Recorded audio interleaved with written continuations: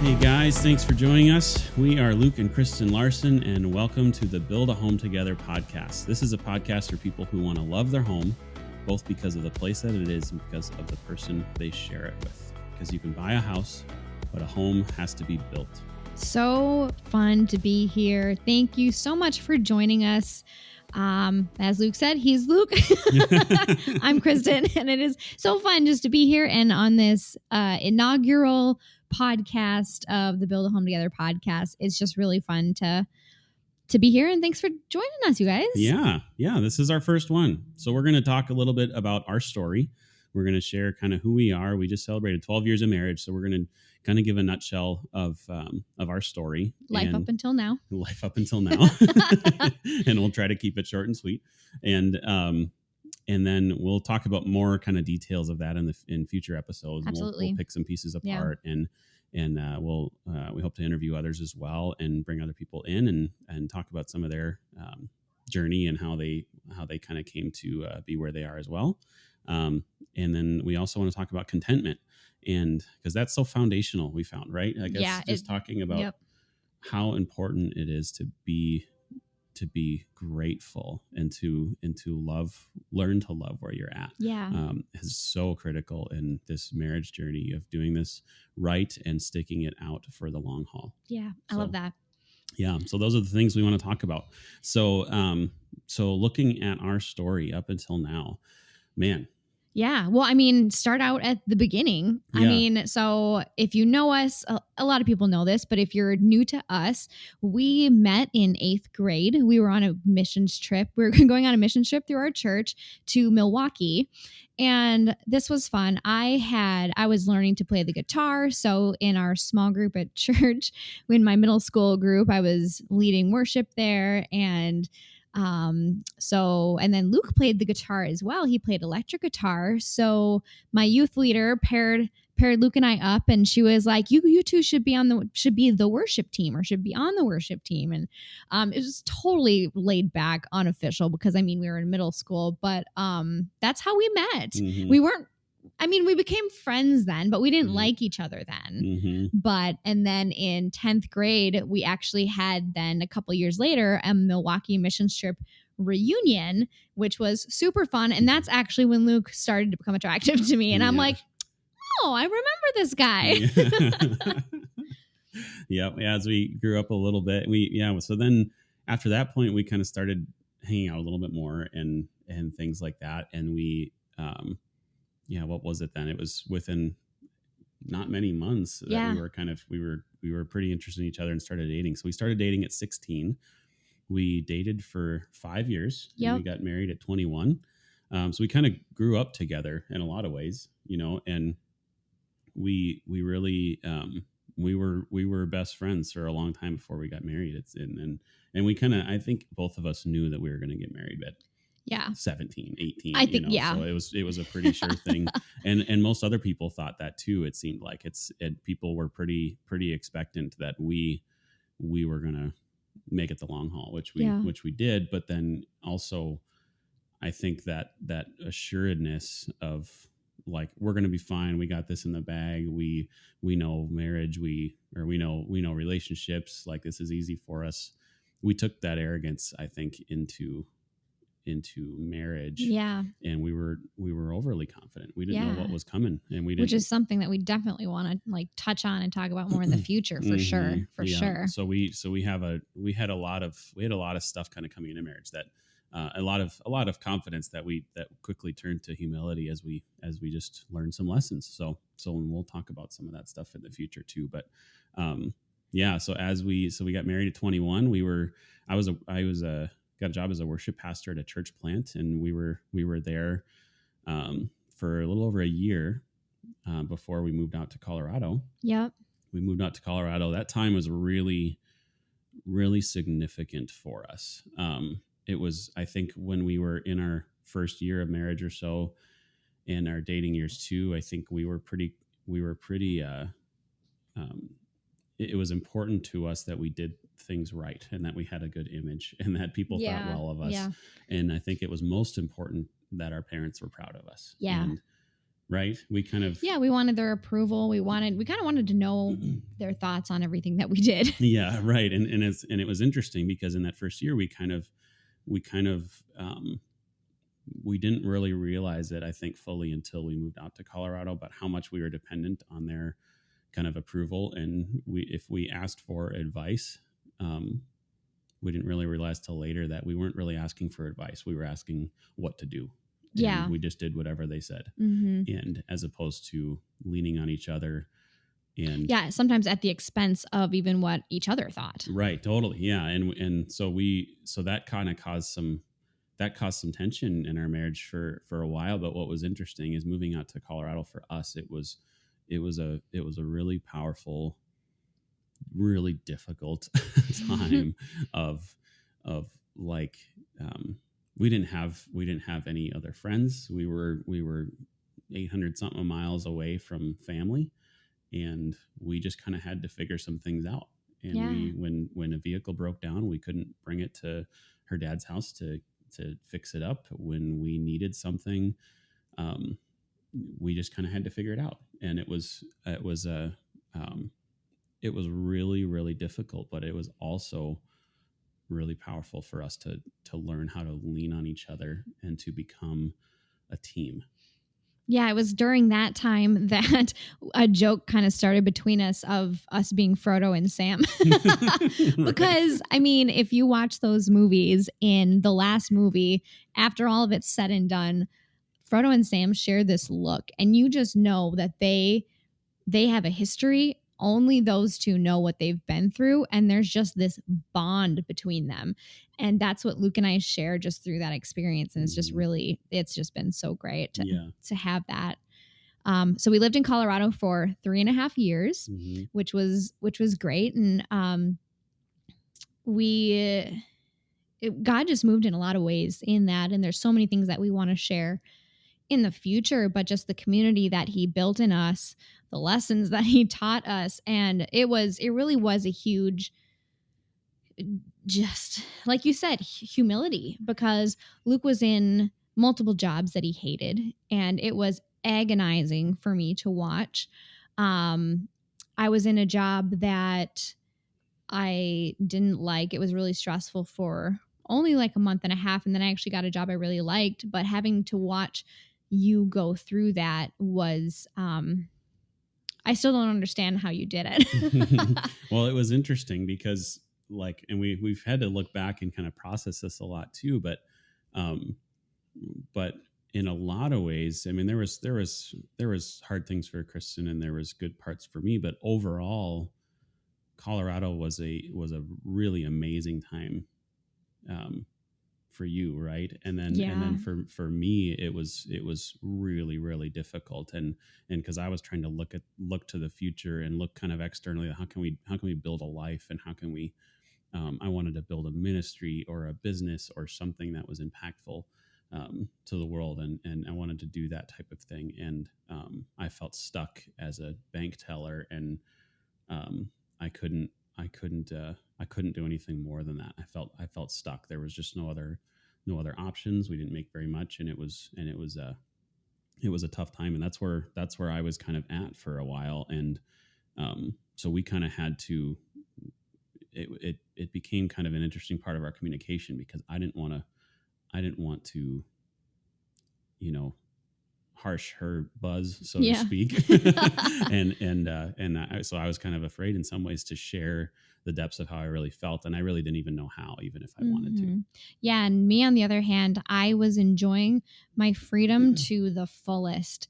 I was so much enjoying just being able to find out who I was, completely removed from everything that I grew up with. And not that I grew up with anything bad, but being able to find out that I love being outside. I love the country life. I love pretty much my wardrobe being jeans and a t-shirt, and not caring about trying to keep up with fashion. It's just those high school things that you grow up with, having the freedom to completely break away and find out who I really am and am the happiest of, and having that freedom, and then finding like the deepest relationships of friendships that I hadn't experienced previously Mm-hmm. was so transformative to me and showed me what friendships can be and like what having really solid girlfriends can be. And it taught me so much about friendships. And so I really was just living my best life. Yeah.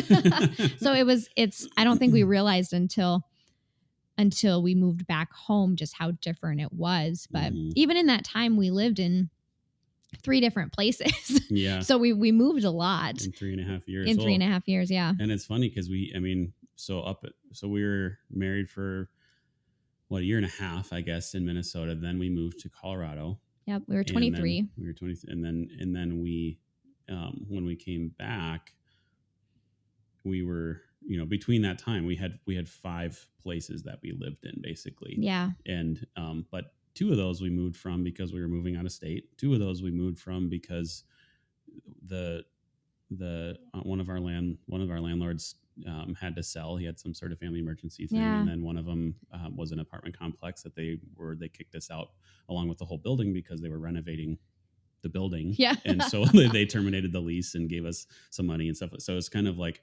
those moves weren't out of like really deciding to move. That's true.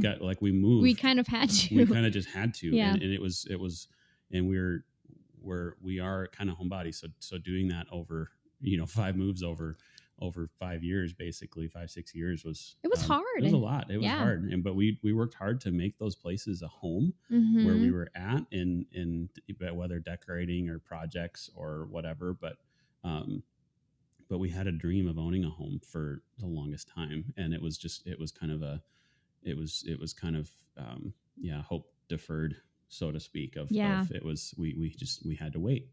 And it was through that time, I think we really started to dig in and learn about contentment.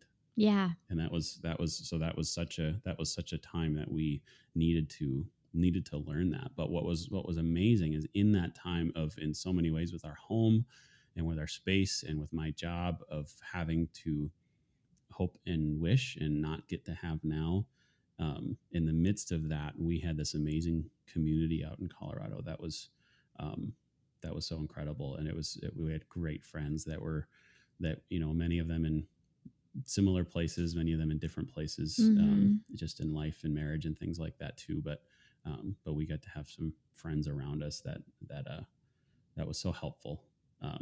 Community is just so important, it was so helpful to have during that season and during that time. Definitely. So, so that was really powerful. So in Colorado, we were there for 3.5 years.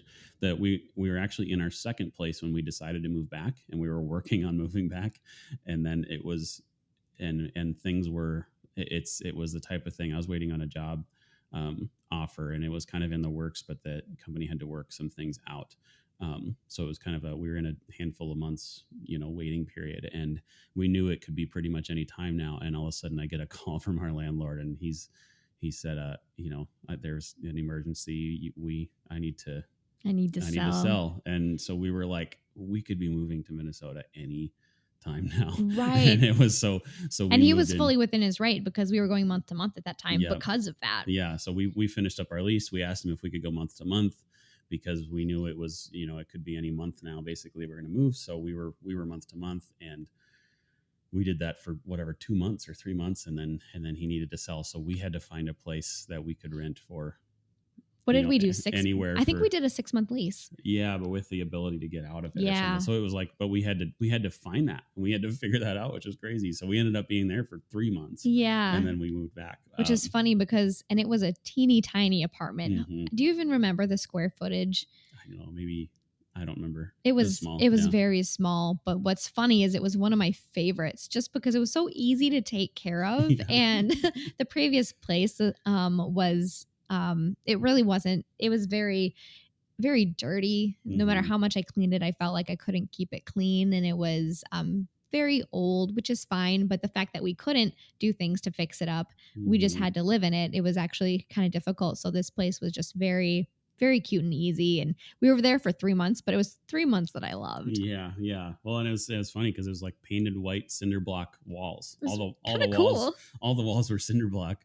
and they were all just painted white, and it was relatively new carpet. It was pretty clean Yeah. place, so it was like, but it was just so funny. It was like we kind of were like, this is what we have, and then we didn't really expect to like it as much as we did. So it was actually really a really nice kind of little breather break before moving back towards family to Minnesota. So that was pretty cool.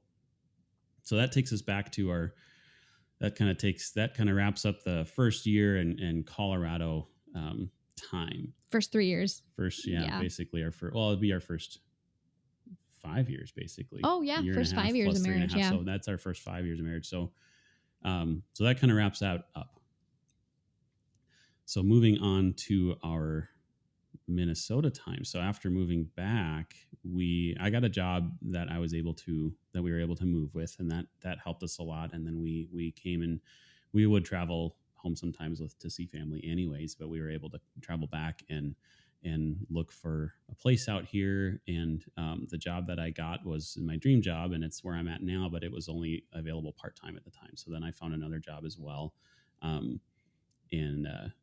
And we moved back, and we both found places to work. We found a great place to live, and we were there for a couple of years. And so that was pretty awesome. We started to make that a home, but it was also, we were kind of looking forward to buying our first house, which was we're such project people. We are. You'll learn this more and more if you don't know this already. We are project people, so it's we would work on our rentals, and we installed track lighting in that townhouse that we were in when we moved back, and we painted in all but the 3-month lease place. Right. We at least painted and did all that stuff. So but we were looking forward to buying our first house, which we eventually did in 2016. Yeah, thank you. So 5 years ago. Yeah, right. So but so during our Minnesota time, what was interesting about that is we moved from Colorado, and it was towards family, but it was still an hour away, and which we thought we would be perfect. Right. Yeah. And in a lot of ways it's been really great. But it was harder than we expected, because we were once again uprooted from our community, but we were a little too far from family that we could just see people on an evening. If we went to see family, it was usually a all day affair on a Saturday or Sunday or something like that. So it was kind of a so it was tough for a little while. Yeah, because it was for the second time in our lives, we were then fully uprooted and moving to a brand new place, which that's a lot to do once in your life. But right. to do it twice was actually devastating for me, a lot more than I thought it would be, because even though we were home in Minnesota, like Luke said, it was an hour away from everybody that we knew, and it was in a brand new spot of Minnesota that we had never really, Luke went to college in this area, but we had never really we didn't spend time in this area. So everybody, everything was new. And originally we loved that idea because we loved how we had kind of our own space in Colorado. We had our kind of own lives kind of separated, and we kind of grew to love that. But uprooting your lives it's so hard. It's so hard to find new relationships, new friendships. And so really up until it was really only the 2020 last year, it was really only August of 2020 when things started to turn around for me personally, because I grieved Colorado so deeply for so long just because of the life we had there. Because while you loved it, while you had kind of a hard time and wanted to get back here, I loved Colorado so much that I've kind of felt for a long time, will my life ever be that good again? Is my life just downhill from now? Right. Well, and it's a hard feeling when you have a really great season, and I think life is in different buckets. So you can have a really great season in community and a really bad season of work, or vice versa, or in other ways. Or marriage can be really tough, but finances can be great, or there's can be things like that. But there's kind of different buckets. But yeah, overall, when you have such community and then we had to leave that was a lot tougher than we expected. you almost kind of take things for granted when you have them and don't realize what you have till it's lost too. But so yeah, so that was a tough thing for a while. But I think in the midst of that, so coming back, it was, what was interesting from my perspective was Colorado was really hard. Um, the move to Minnesota with a job that could actually be a career Yeah, that was was awesome. incredibly hopeful, So cool. and I was so excited about that. Um, but getting here and again waiting, it was still what, a year and a half or something like that of Yeah, working before you got to go part-time full time. Yeah. before I got to go full-time in that. So a little more than a year and a half, I think. But it was, so that was a while. That was a difficult thing for a little bit, but it was still like I had hope for a career, which was amazing. So being Yeah. home, not feeling so stuck, was really incredible. But in the midst of that, so it's kind of like there was all this hope on the work front, but at home, Kristen was having such a hard time, and I didn't really know what to do about that or how to fix that too. And um, so within that, we were, I mean, you can see we're kind of painting the picture of our first 10, 12 years of marriage now. There's It's been riddled with really good things Mm-hmm. and really hard things. And I Mm-hmm. think that is life. Yeah. That's And just, us being in different seasons at different times. yeah, Yeah. right. That's just a real thing. So the beauty of marriage within that, if you can see it this way, and if you can go after it this way, is being each other's teammate. And I think what took us close to 10 years, 8 or 9 years to learn is how to be in different seasons and how to support each other Yeah, through it, that's good. and how to love on each other through it, and um, how one going through a hard time doesn't take the other one down. And Yeah. but aside from the one who's up being willing to step down and fight in the trenches and pray and I love that. encourage Yeah. and everything like that, and doing out of their own volition in a way that shows love, and shows unitedness with each other. That's just amazing. That's just the amazing thing about marriage. Marriage is the best gift that God's given to mankind. I'm convinced of it. And it's and when it's done his way, Yeah. and that's something we'll go more into at some point too. Um, but the we with those things are, what I mean is, not doing things his way, is something that we learned. We hit a point at about year 8 where we were in a really rough spot, and it's because there was some things that I think that we did okay at, but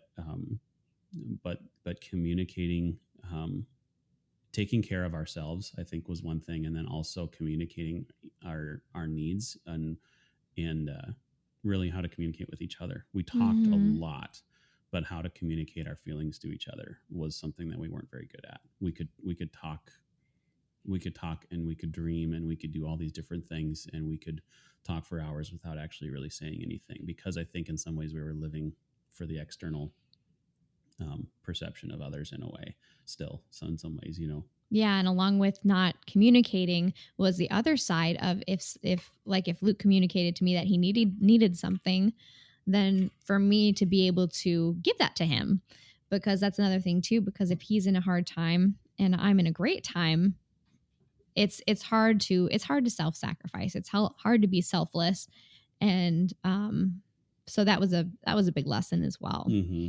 Yeah, absolutely. And we kind of had our different versions of it too, where it's like we had communication was hard, which we actually thought was our greatest strength. We did. So we thought because of how much we talked, and because we were pretty intentional people, that we were really good at communicating. But we were good at talking about principles and stuff like that. But our feelings were a harder thing. Yeah. And one of the biggest things in the last however many years we've been back in Minnesota now, that we're definitely going to talk about more in future episodes, is just, we went through 2 different sessions of counseling since being back in Minnesota, just because of all the different hardships we had experienced up until that point, hardships moving back to Minnesota.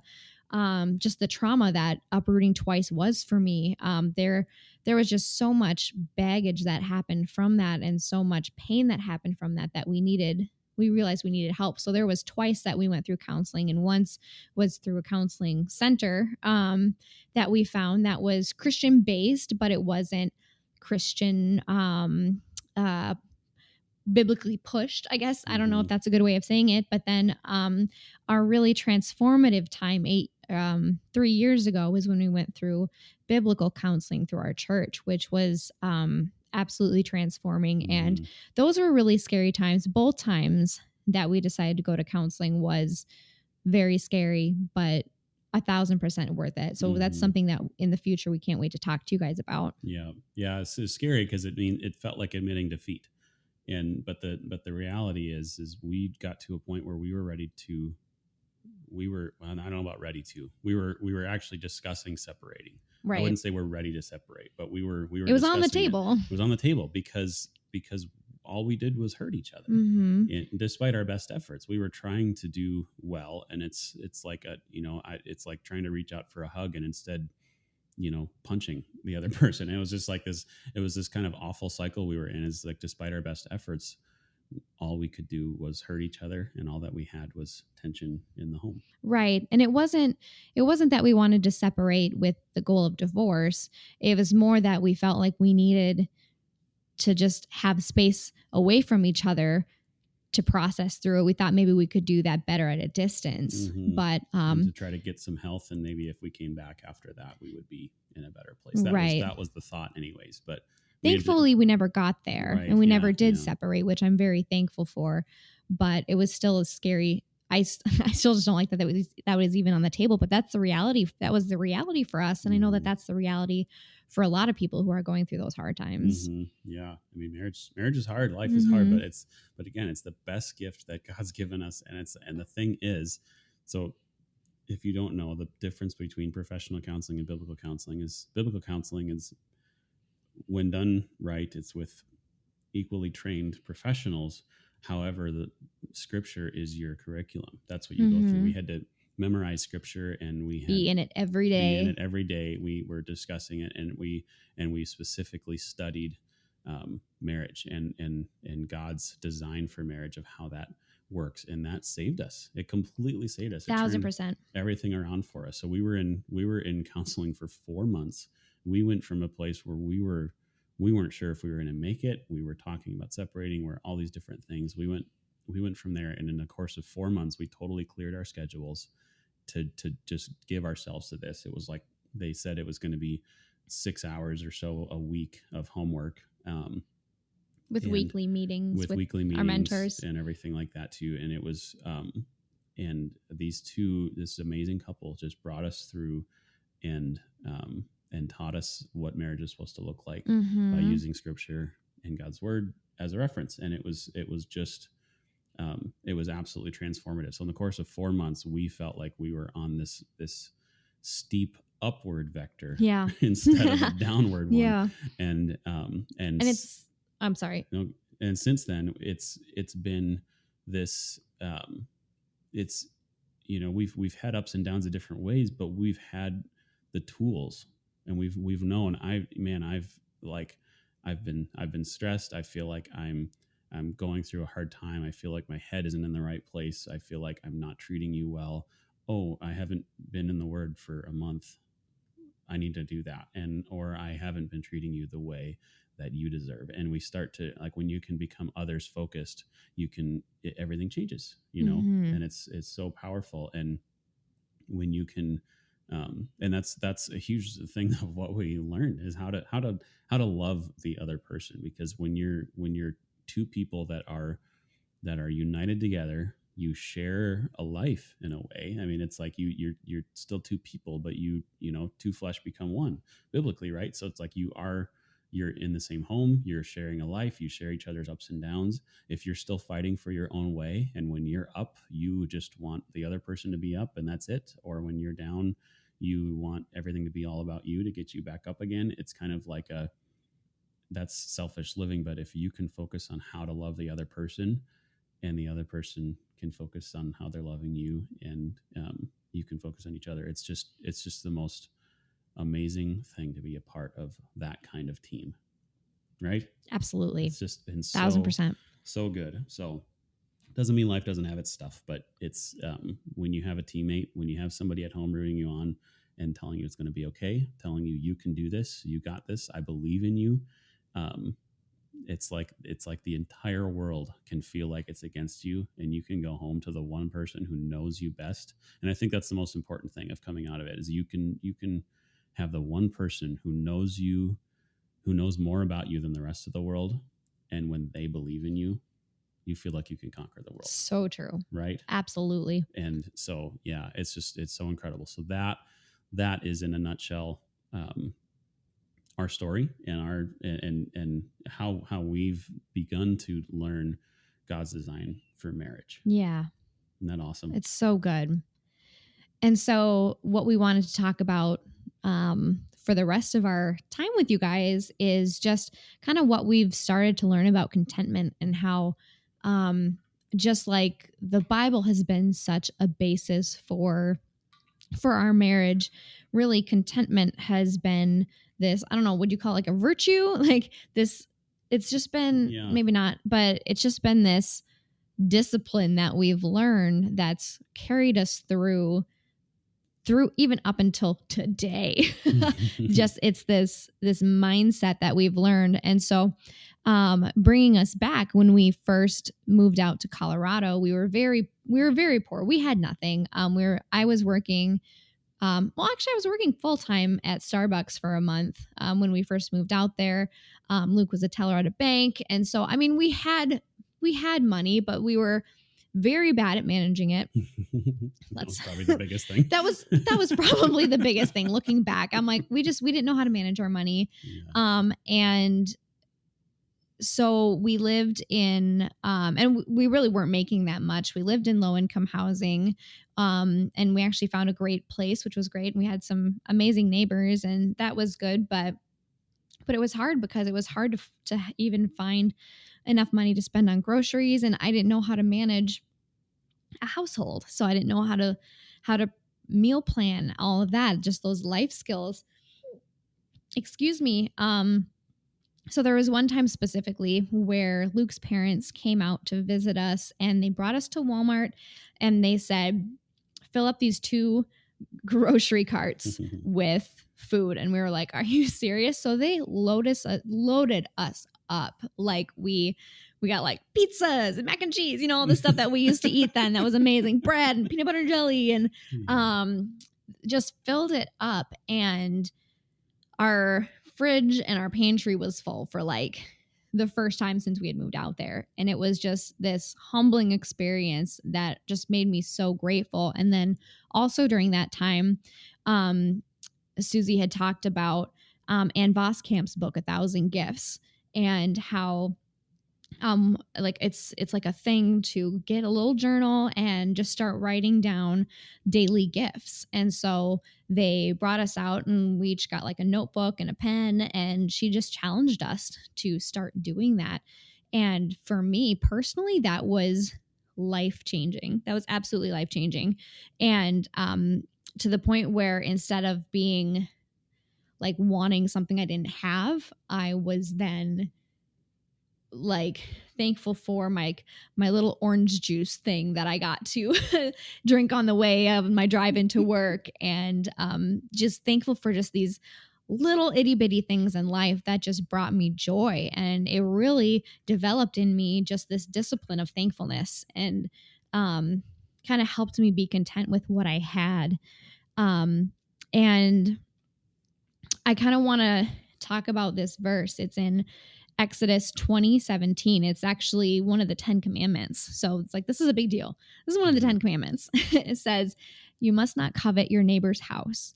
You must not covet your neighbor's wife, male or female servant, ox or donkey, or anything else that belongs to your neighbor. And that verse it's so applicable to now. Like if you were to say it like in our times, it would be, you must not covet your neighbor's house. Still a thing. You must not covet your neighbor's spouse. I don't know what you would say for male or female servant. I don't know what today's equivalent would be to that. So we'll just leave that out. Ox or donkey, you don't covet your neighbor's tools or car or resources or anything else that belongs to your neighbor. Mm. And so just the fact that this is something that God says, do not covet. And the definition of covet is to yearn to possess or have something. So just the fact that God tells us, commands us, don't covet, don't yearn to have something that your neighbor has, don't yearn to have something that you don't have, appreciate what you do have. I think that that's it's so core. And the fruit of not coveting, the fruit of appreciating what you have is, it really is like joy and contentment and really appreciating what God has given you and the corner of life that you have and the things that you have. And I feel like the fruit of that is just joy. Mm-hmm. Yeah. So kind of painting that picture of coveting and contentment are really opposites. Contentment really sits in gratitude, and it really it allows you. I mean, if you can be well practiced in contentment, then it's like it's the famous definition of contentment is wanting what you already have, not wanting your neighbor's spouse or your neighbor's house or your neighbor's stuff. And it's this incredible thing of wanting what you already have. And I feel like for me, I like to break things down in a way. And it's, for me, I've kind of learned to draw the line within myself of, and it's not bad to want things or to look at some, or to say, this might help or things like that or whatever. But knowing the difference between I can't live without this thing and basically something else of another version of it would be a healthier version would be like, I'm actually okay if I don't have that, but I'm going to think about buying that thing or this whatever, because it might actually it would help free up some bandwidth so I can focus on this, or it would help add strength to whatever. Or like Kristen and I got four-wheelers a while back, and that was a for the longest time when we couldn't afford it, that was a dream of mine to have four-wheelers.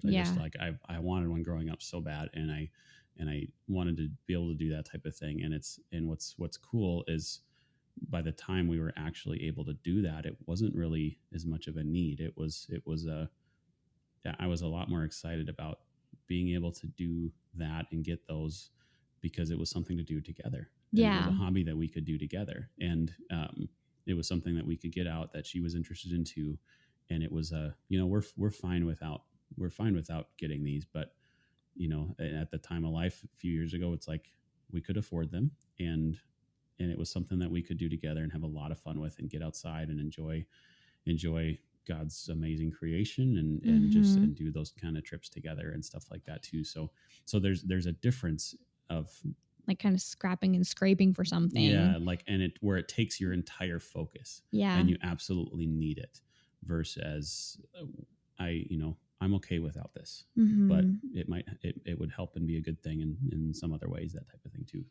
That reminds me of one of my friends. She and her husband lived in this townhouse that she just loved, absolutely loved it. And she even wanted to buy it. She loved it so much, but that wasn't an option for them. The owner wasn't going to sell it. And so her husband actually proposed to her and was like, what if we moved out of this townhouse, downsized, moved into a small apartment, and saved up for our own home, because that's our ultimate goal. And the way that they saw it, that was the only way that they were going to get there. So it was a huge, huge sacrifice for her. And I remember talking with her, going through that process. It was hard for her. It was kind of agonizing. Having to go down to having your own washer and dryer, to then having to go down to the bottom floor and pay to use it, and all that little stuff that it's a sacrifice. And so they did that though. And so they were in there for, I don't know, I want to say a year. My timing's probably wrong. And they kind of got to a point where they talked to Luke and I, and they were like, what could we do to make to make our space homey, because we're going to be here for a little while. We don't know how long, and instead of just having this be a temporary space, we'd like to make it feel like home. And I just applauded them for that. I'm Mm-hmm. like, yes, that is just, I love working with what you have and turning it into something that you cherish. And so they did that. They went to IKEA. They got these awesome shelves for their spare room, and then in their living room, they got covers for their furniture. They got some shelves. They got a new entertainment center. And they really did this for not that much money. Like the amount of money that they saved by staying in that place, but making it a place that they enjoyed, made it so that they could then, like in the next month, they're going to be moving into a home that they Mm-hmm. were finally able to buy. But I love that story just because she made that sacrifice, and instead of being miserable and just griping after and being discontent and constantly aching after the home that they would eventually buy, she settled in and she made it a place that she enjoyed to be. Where even at one Mm-hmm. point, while they were searching for a home, it was really stressful. She even said, if we need to take a break and just, not look for a little while, she's like, I'll be okay, because, we've made this something that I enjoy. And that just made me so happy. And it was such a beautiful picture of what you just talked about, the Mm-hmm. I need this. Mm-hmm. And, you know, Yeah, totally. Well, and I think there's something about contentment, and that also kind of fits and applies with thinking long, yeah, because that's true. That's good. when you're in a place of desperation for Yeah. each next thing, you can't think long term Yeah. very well. And it's there's something about thinking long term and having long term goals where you might do things that feel abnormal now, feel sacrificial now, but they set you up better so much in the Mm, long term, that's really good. where and so that's there was just so much wisdom in what they did, where they said, I'm not only going to be content with this house that I already love, that's really easy to be content with, I'm actually going to decide to be content with even less, Yeah. so that we can have what we want in the future. And that's just, and they were, and the other thing, again, they did that as a team. Yes. They came I love together that. and one of them didn't make the decision and just write it in stone and decided for them, with the other one Mm-hmm. kicking and screaming. They were together as a team, and they thought long, and they said, okay, we have each other, we can be content with far less than what we want. And then they made that a home, and they made that into a Mm-hmm. place. And man, it was just such an amazing thing. I just applaud them so much for what they did. Mm-hmm. And they're going to reap the harvest of that real soon. They're going Absolutely. to be in a house that they love. They're going to be in a financial position that's good and healthy, and they're going to have this. They're going to have, I think, the most important thing of it all. They're going to have this season where they chose together to sacrifice, to stay a team, Mm-hmm. and to make it work, and to do what they had to do to get to where they wanted to go. And they're going to be able to refer back to that, point to it, and say, we did that. We can do this too. When the next battle, or when the next season, when Yeah. the next sacrifice comes up, they're going to be able to point back and say, look what we did there. Look what God brought us through. Look what God did Mm-hmm. there.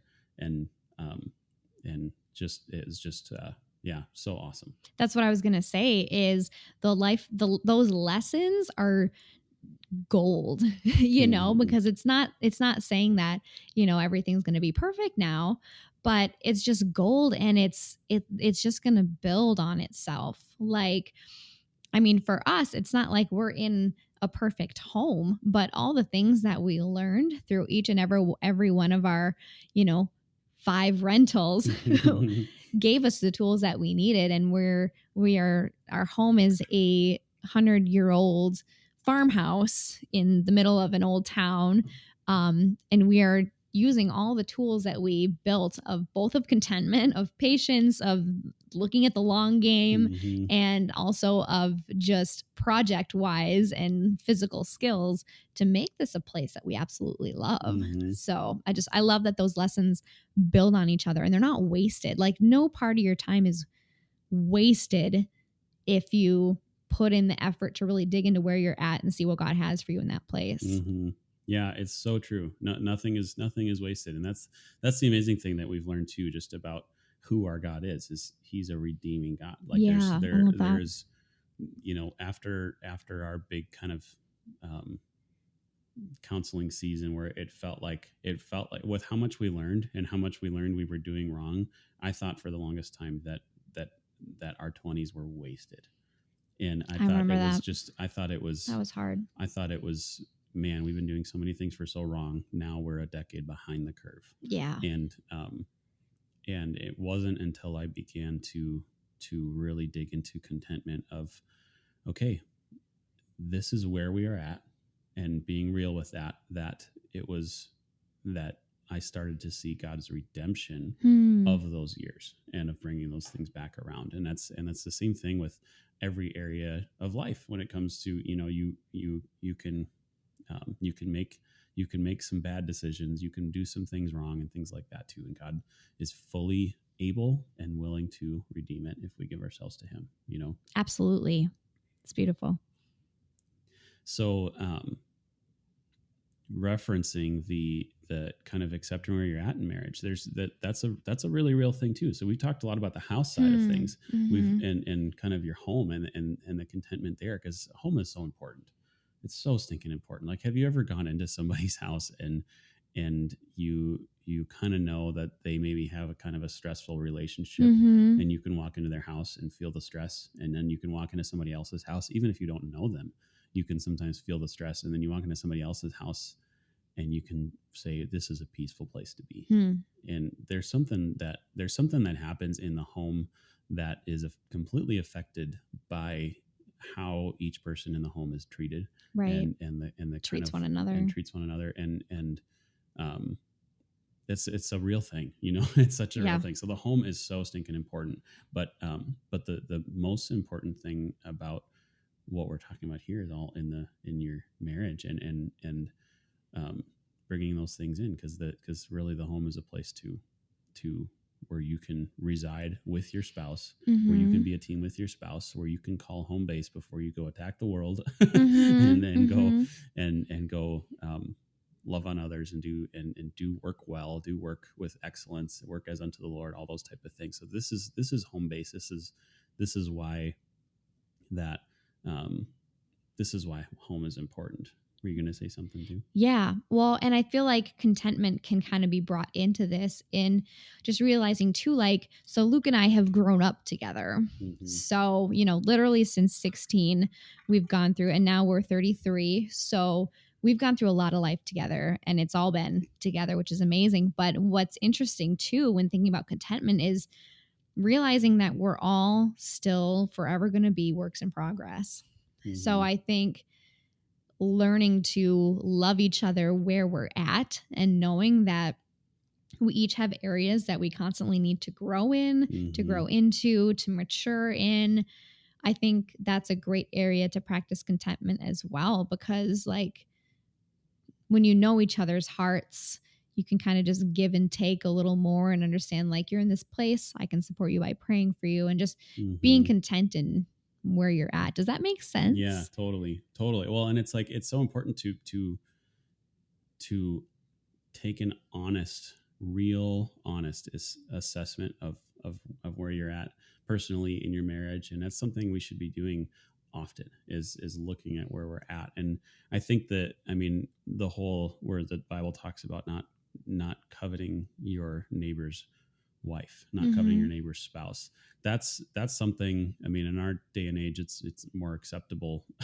Cheating and adultery, all that stuff's more acceptable than it has been, but it's still not very accepted to say, like, I just want, I want her instead. Like, that's not really actually socially accepted. No. And so, it's kind of easy to, I think it's easier to say, oh, that's not me. But what's can kind of come a little more in the shadows is, but I do want the marriage they have, and to be like, they have something that we don't have. There, look at them laugh together, or look at them joke together. We're just tense when we're at home, or we're fighting all the time. And it's easy to look, and sometimes, a lot of times, that's people that are a lot farther ahead than you are too. And so Yeah, just in life. Yeah. just in life, we had a number of, and our parents and other friends that were older than us, even by a decade or more. Like we've had a lot of friends like that. We get along with Mhm. people there, and we've had a lot of times where we kind of held ourselves to a standard of people that were far beyond us in years. Yeah. And then so that was one problem, where we were upset that we weren't at the place that they were at. Hmm. So where I it's remember that. less about wanting a different spouse or different person, but wanting something in our marriage. Like that kind of hit us more in a hidden way. I think that was harder to recognize. And then the other thing too that has kind of come in is, you see the Facebook versions of people's relationships, Right. and you want what they have, even if Yeah. it's not actually what they have, Yeah. because everybody posts the best thing. Yeah. So seeing those people, and, because it's super good to have role models and to be Mhm. like, that's what I want someday. But I think for us, for a little while, it was hard because we just wanted it, and then we were discouraged, and then we didn't really do anything about it. So taking that honest assessment about where we're currently at, and then seeing where we want to be, we can then start setting building blocks and working towards that, Mhm. because that's definitely something that you should work towards. You want to be happy, you want to laugh Mhm. together and be happy. But I love that, because everyone's journey is so different as well. So taking that honest assessment and then being like, what do we need to do to get there? Is that Mhm. what you're saying? Yep, absolutely. Well, and if you can look at yourself honestly, look at your marriage honestly, and um when I say honestly, look at it in reality. Don't look at it according to other people's perception, Sure. and don't make that your goal Hmm. of we want to have a marriage that looks like this, Hmm. because then you're not being honest. It's like, it's not about reality at that point. It's about other people's perception, which you can't control, for one, but also you could have the marriage that looks the best, and it's not actually healthy at all. Hmm. And but if you can look at it honestly, to say, where are we actually at, and where do we actually want to be, Hmm. and then you can actually start addressing um, the real problems. And because here's just a completely revolutionary, mind-blowing fact, is you can't address problems without addressing them. Hmm. you know like, there's so if you're trying to work on this whole kind of image of marriage, you're going to be addressing problems that don't actually exist, and the real problems that are actually there are going to go unaddressed. Hmm. So if you can look at yourself honestly, then you'll start actually addressing problems that need addressing, and then you can start addressing those. You can start growing in reality, and then you will have not just the image of the marriage you want, but you'll actually have the marriage you want as you grow together and keep learning I together. love that. And that applies to marriage and home Yep. as well, Yep. because we could stereotypically, oh, I bumped the mic. I hope that's okay. we could, there's, I mean, of course, there's a part of me that wants a brand new house, but there's also a part of me that loves our 100-year-old house and slowly making it what we want. And so the stereo, kind of the I guess what's expected in social media and just kind of our culture is the biggest, the best, the newest, the most up to date. But if that's not what you actually want, then you need to work towards, honestly, in your heart and as a couple, what you want. So if you look at couples who are like going on vacations, like for us, if we looked Mhm. at couples who are going on vacations, traveling the world, and spending a ton of time in the city and all this kind of stuff, and if we looked at that, we were like, that's what we should want. That's not honestly what we want. Mm-mm. We want, we love being in the country. We're not travelers, except for maybe sometimes on a rare occasion. Like maybe we'll go up north, but we're homebodies and we love working on this old house. And that's just different than what some other people want. Is that in Mhm. line with kind of what you've been talking about? Yeah, I think so. I mean, really, I mean, it all comes down to contentment. And I think the crazy thing about contentment is, like, yeah, you can have this whole pursuit of more, Hmm. and and like you can have that, but where does it end? And it's like you Interesting. hear that all over the place of the people, there's billionaires who have the hugest house and they're still unhappy. It's like Yeah. everybody knows those stories. That's not a secret these days. Like that was a secret for a while, I think.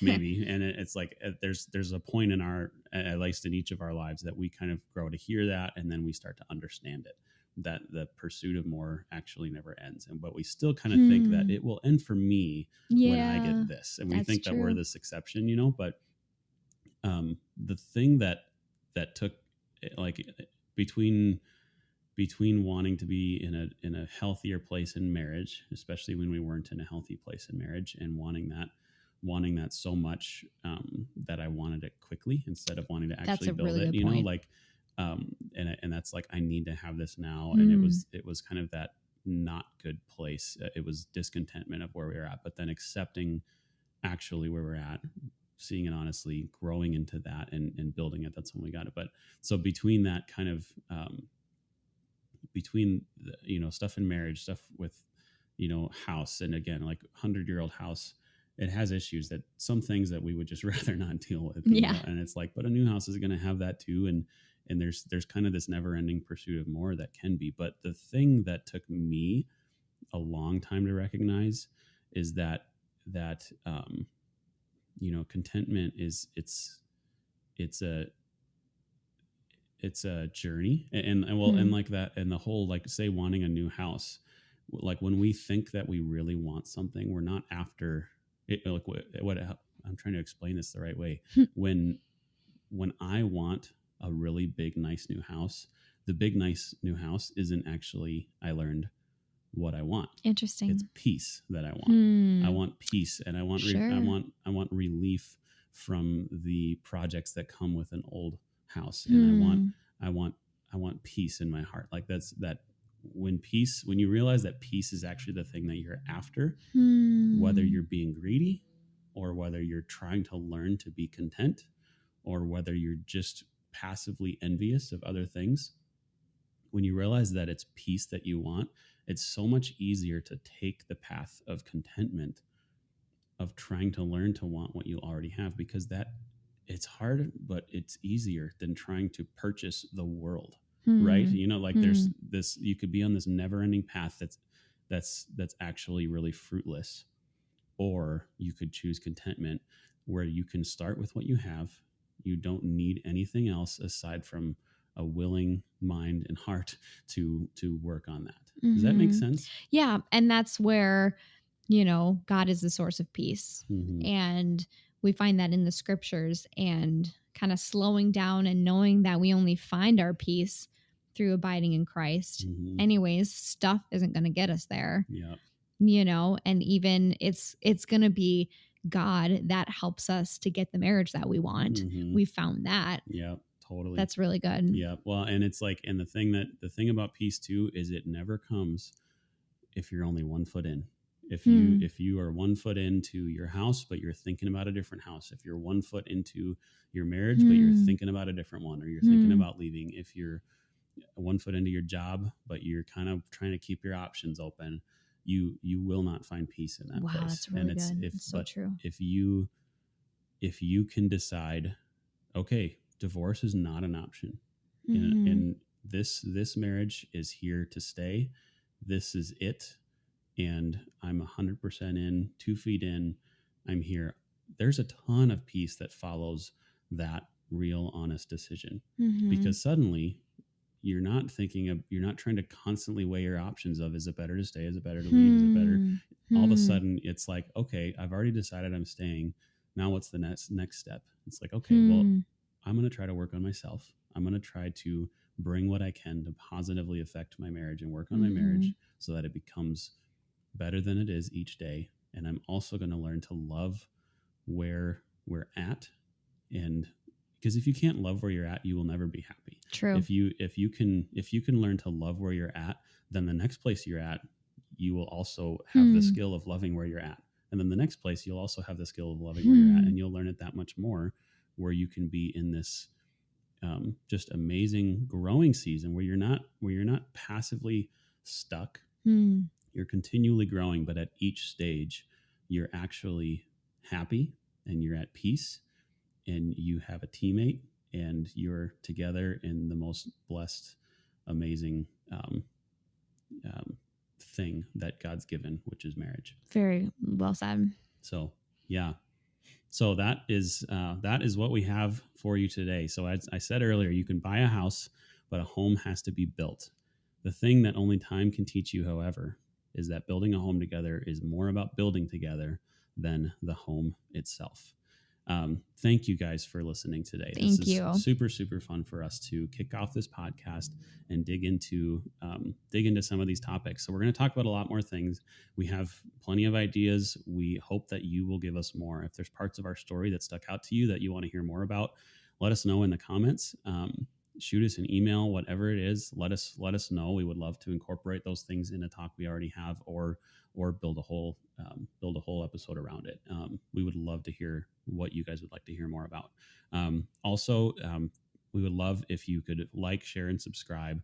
But with these type of comments, episodes, conversations being more personal in nature, if there are things in here that can be encouraging, or if you think this episode could be encouraging to someone or a couple people in your life, we just ask that you'd send it to them and say, I hope this encourages you.